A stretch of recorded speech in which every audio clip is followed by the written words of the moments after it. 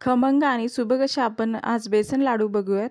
मी 1 वाटी वाटीने 1 वाटी बेसन पीठ घेतलं आहे. यामध्ये चिमूटभर मीठ घालून याचा घट्टसर आपल्याला गोळा मळून घ्यायचा आहे.